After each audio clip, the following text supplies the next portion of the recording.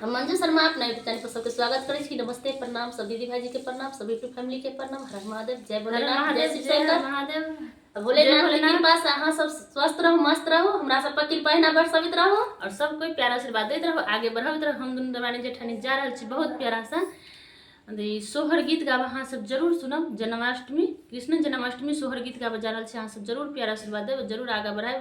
आशा करै छी अहाँ सब पर कि अहाँ सब शेयर करके कमेंट करके जरूर नहीं कोई भूलब। बहुत प्यारा सा गीत गावा जा रहल छी। हम सब 2-4 दिन से वीडियो नहीं बनबै छी, अहाँ सब सही तरीका से नहीं बना पाबै छी क्योंकि टाइम नहीं रहै छै, कनी दोसर काम में तबियत खराब भ गेल छै हमरा सब के।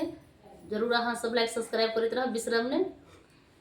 कहाँ में बोले कोयलिया की, कहाँ में मोर बोले हो, कहाँ में बोले कोयलिया की, कहाँ में मोर बोले हो।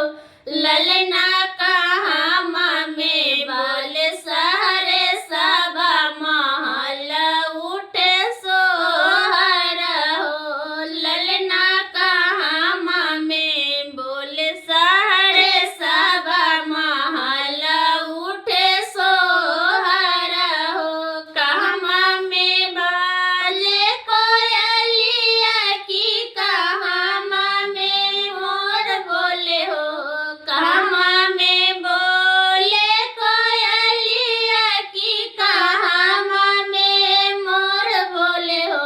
ललना कहाँ में बोले सहरे सबा महल उठे सोहर हो।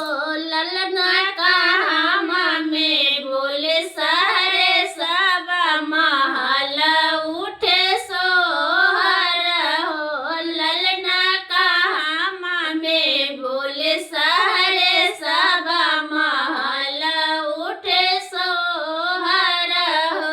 वृंदावन में बोले कोयलिया की, मधुरा में मोर बोले हो। वृंदावन में बोले कोयलिया की, मधुरा में मोर बोले हो।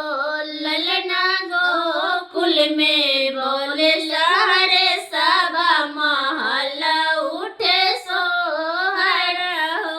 ललना गोकुल में बोले सहरे सबा महल उठे सोहर हो। ललना गोकुल में